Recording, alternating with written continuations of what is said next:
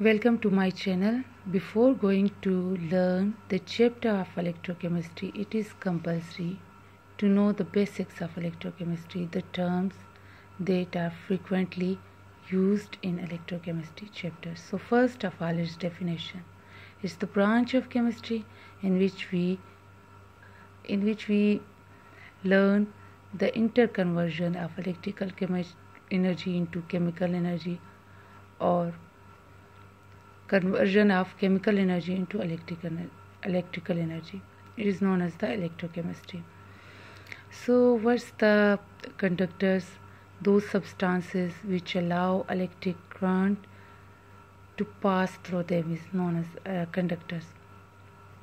Now what is the non-conductor? Non-conductor are opposite of conductors. They cannot allow the electric current to pass through them. So what's the electrode? Electrodes may be metallic plates, may be wires, may be graphite rods through which electric current can enter or leave the cell, is known as electrode. Now what's the electrolytes? Electrolytes may be in fused form, may be in aqueous form. They are ionic compounds which dissociate or decompose into its ions when electricity passes through it. I take here the example of table salt, that is sodium chloride. They dissociate into sodium plus chloride. Now how many types of electrolytes are there? There are three main types of electrolytes: strong, weak and non-electrolytes. So which is the stronger electrolyte? Here I take again the example of table salt, sodium chloride, because it dissociates completely. So stronger electrolyte completely ionizes into its ions when electricity passes through it.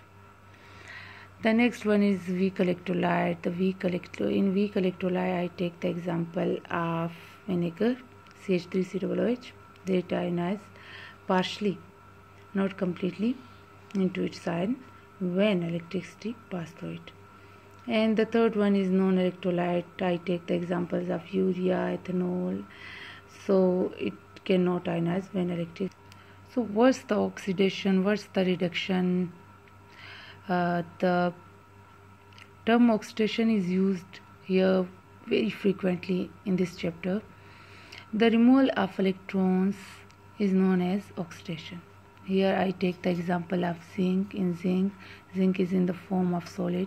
When it loses 2 electrons, it converts into aqueous form and it gains the +2 charge here. It indicates the deficiency of 2 electrons and that it loses here. And the next one is, what is reduction? Reduction is the gains of electrons. Gains of electron is reduction. So I take here the copper, example of copper, that is in aqueous form. It is copper ion, +2 charge indicate that is cation of copper. When it gains 2 electron, it converts into solid and its deficiency become fulfilled by the addition of these 2 electrons.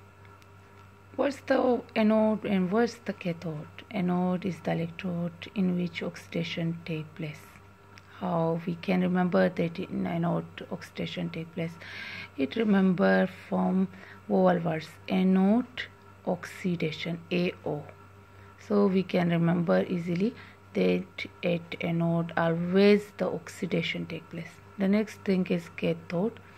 And cathode, it is also the electrode in which always the reduction takes place. How we can remember that? From red cat, it's mean on cathode always the reduction takes place.